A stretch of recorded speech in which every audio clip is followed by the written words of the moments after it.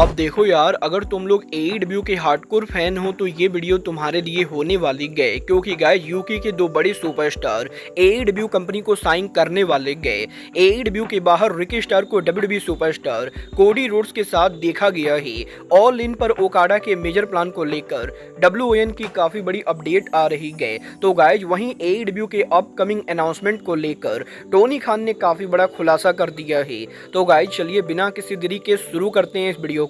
और सबसे पहले बात करेंगे एनजेपीडब्ल्यू के आज हुए जीवन क्लाइमेक्स की। गाइस यहाँ पर ये बात तो मैं आपको कल के वीडियो में ऑलरेडी बता चुका हूँ। एनजेपीडब्ल्यू के जीवन क्लाइमेक्स नाइट 16 के बाद कोनोशुकी ताकेशिता, युता त्सुजी, ग्रेट ओखान और शिंगो ताकागी जैसे रेसलर एनजेपीडब्ल्यू के जीवन क्लाइमेक्स के सेमीफाइनल के ऊपर पहुंचे थे। और यहीं इन चारों के सेमीफाइनल में पहुंचने के बाद आज यहाँ पर शिंगो ताकागी ग्रेट ओखान को फेस करते गए, तो वहीं युता त्सुजी आज यहाँ पर सुपर कोनोशुकी ताकेशिता को फेस करते गए। और गाइज इन दोनों के इस मैच के अंदर आज यहां पर शिंगो ताकागी ग्रेट ओखान को बीट कर देते गए, तो वहीं सेम टाइम के ऊपर शो के मेन इवेंट के ऊपर युता त्सुजी कोनोशुकी ताकेशिता को बीट कर देते गए। और कुछ इस तरीके से ताकेशिता के 17 दिनों तक जीवन क्लाइमेक्स में काम करने के बाद आज यहां पर ताकेशिता जीवन क्लाइमेक्स के सेमीफाइनल के ऊपर युता त्सुजी से हारकर जीवन क्लाइमेक्स से बाहर हो चुके गए, तो वहीं ग्रेट ओखान शिंगो ताकागी से हारकर जीवन क्लाइमेक्स से बाहर हो चुके गए। और अब जबकि ग्रेट ओखान और ताकेशिता जीवन से बाहर हो चुके गए,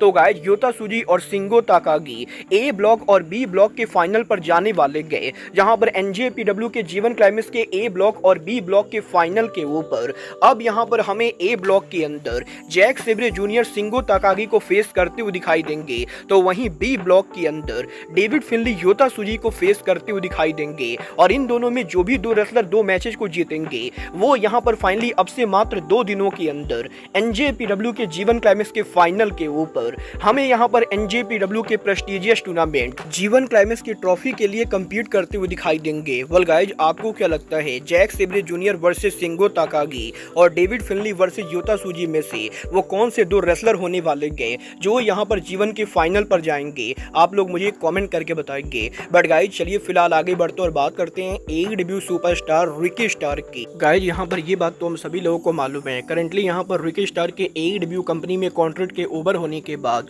रिकी स्टार के डब्ल्यूडब्ल्यूई के ज्वाइन करने को लेकर काफी सारी रूमर चल रहे गए, क्योंकि एईडब्ल्यू में रिकी के कॉन्ट्रैक्ट में होने और इंजर्ड ना होने के बाद भी एईडब्ल्यू कंपनी ने पूरे 2024 के अंदर रिकी स्टार को उनके शो पर बुक नहीं किया है। और एईडब्ल्यू को लेकर सोशल मीडिया के ऊपर हाल फिलहाल में रिकी स्टार ने काफी सारी नेगेटिव बातें भी बोली गए, और ये लगभग कंफर्म माना जा रहा है कि जैसे ही रिकी का एईडब्ल्यू कॉन्ट्रैक्ट ओवर होगा वो वर्ल्ड रेसलिंग एंटरटेनमेंट को ज्वाइन करने वाले गए। और यहीं रिकी स्टार के डब्ल्यूडब्ल्यूई के ज्वाइन करने के रूमर्स के बाद अब इस हफ्ते डब्ल्यूडब्ल्यूई के current undisputed champion Cody Rhodes ने सोशल मीडिया के ऊपर एईडब्ल्यू सुपरस्टार रिकी स्टार के साथ उनके पिक्चर को शेयर किया है। और जैसा कि आप लोग इस पिक्चर में देख सकते हो, कोडी रोड्स के इस पिक्चर के अंदर वो यहाँ पर एईडब्ल्यू सुपरस्टार रिकी स्टार, एरन सोलो, प्रेस्टन वॉन्स के साथ साथ ब्रैंडी रोड्स के साथ डिनर कर रहे गए। और कोडी के रिकी स्टार के साथ इस पोस्ट को पोस्ट करने के बाद अब सोशल मीडिया पर रूमर्स और भी तेज हो चुकी गए कि रिकी स्टार जल्द एईडब्ल्यू को लीव करके डब्ल्यूडब्ल्यूई को ज्वाइन करेंगे।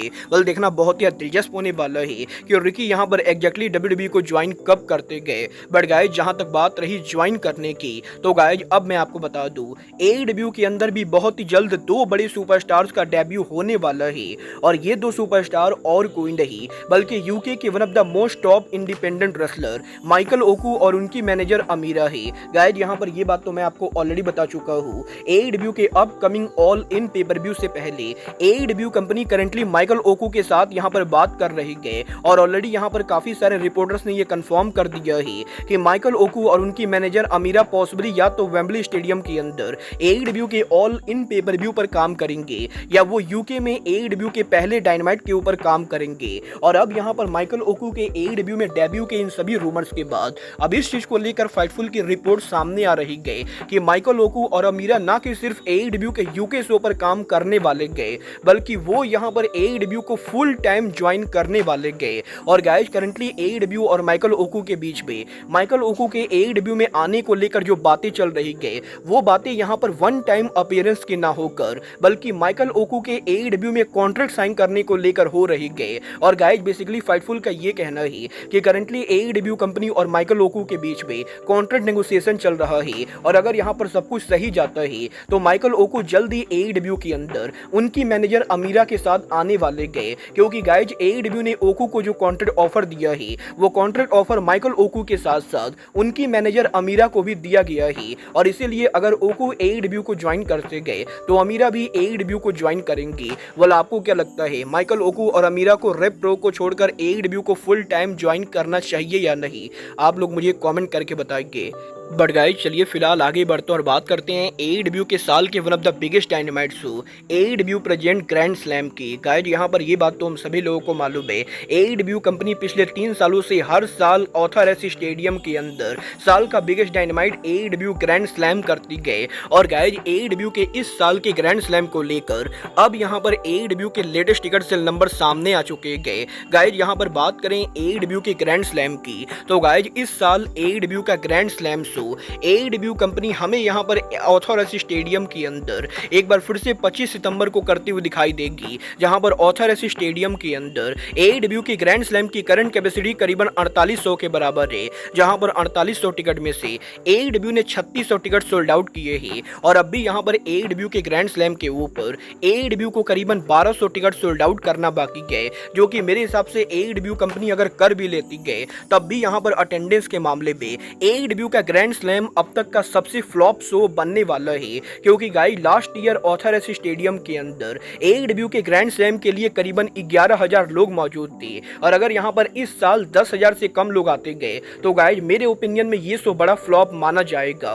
वेल, मुझे फिलहाल नहीं लगता है कि एईडब्ल्यू के ग्रैंड स्लैम पर इस साल 10,000 लोग आने वाले गए, क्योंकि करंटली यहां पर शो पर मात्र 3600 टिकट सोल्ड आउट हुए हैं। वेल, आपको क्या लगता है एईडब्ल्यू के ग्रैंड स्लैम की फाइनल अटेंडेंस कितनी होगी? आप लोग मुझे कमेंट करके बताइए। बट गाइस चलिए फिलहाल आगे बढ़ते और बात करते हैं एईडब्ल्यू में टोनी खान की अपकमिंग अनाउंसमेंट की। गाइस यहां पर ये बात तो मैं आपको ऑलरेडी बता चुका हूं, पिछले एक हफ्ते से टोनी खान सोशल मीडिया के ऊपर लगातार उनके हर ट्वीट के अंदर एईडब्ल्यू कंपनी के अब तक की मोस्ट इंपॉर्टेंट अनाउंसमेंट को लेकर बात कर रहे गए। और सोशल मीडिया पर टोनी खान के अनाउंसमेंट के इस बज के बाद अब इस हफ्ते टोनी खान के इंटरव्यू के अंदर जब टोनी खान से ये पूछा गया कि टोनी खान के ये अनाउंसमेंट क्या होने वाले गए और आखिर ये अनाउंसमेंट टोनी खान कब करेंगे, तो गाइस टोनी खान जवाब देकर ये कहते गए कि एईडब्ल्यू के अंदर अभी तक टोनी खान के द्वारा पिछले 5 साल में जो भी अनाउंसमेंट की गई है उसके मुकाबले ये वाली अनाउंसमेंट काफी डिफरेंट होगी, क्योंकि ये यहाँ पर कोई एक सिंगल अनाउंसमेंट ना होगी बल्कि काफी सारी अलग अलग अनाउंसमेंट होने वाली गए।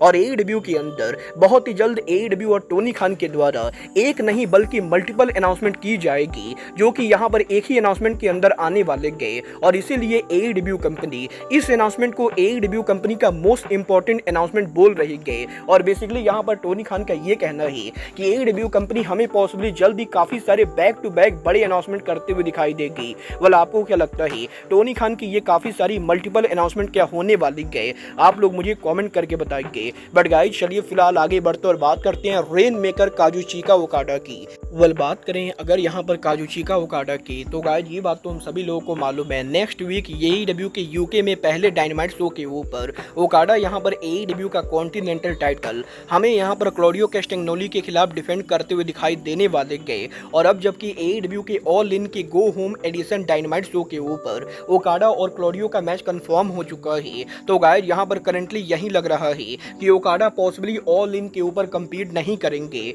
और गाइस एईडब्ल्यू के ऑल इन पर ओकाडा और क्लॉडियो के मैच को बुक ना करके बल्कि डायनामाइट के ऊपर बुक करने की वजह से ओकाडा के काफी सारे फैंस इस चीज को लेकर डिसअपॉइंटेड है। और काफी सारे लोग ऑलरेडी सोशल मीडिया के ऊपर इस चीज को लेकर एंग्री गए कि एईडब्ल्यू के बिगेस्ट पेपर व्यू के ऊपर ओकाडा को मैच नहीं दिया गया है। वेल, अब यहाँ पर डेव मेल्जर के लेटेस्ट रिपोर्ट के अंदर मेल्जर का ये कहना है कि एईडब्ल्यू कंपनी का कॉन्टिनेंटल चैंपियनशिप मैच को ऑल इन पर ना करके बल्कि एईडब्ल्यू के ऑल इन के गो होम एडिशन डायनामाइट पर करना कहीं ना कहीं इस चीज को टीच करता है कि ओकाडा यहाँ पर ऑल इन के ऊपर कसिनो गॉगलेट मैच के अंदर कम्पीट करने वाले गए। और क्योंकि अभी तक कसिनो गॉगलेट मैच के अंदर ऑरेंज कैसिडी के अलावा और कोई भी रेसलर कंफर्म नहीं हुआ है, तो गाइस इसीलिए डेव मेल्जर का ये कहना है कि ओकाडा यहाँ पर कॉन्टिनेंटल टाइटल को ऑल इन पर इसीलिए डिफेंड नहीं करेंगे क्योंकि वो कसिनो गॉगलेट मैच के अंदर होने वाले गए। और गाइस हमें यहाँ पर रेन मेकर ऑल इन के ऊपर पॉसिबली कसिनो गॉगलेट के अंदर एंटर करते हुए दिखाई देंगे।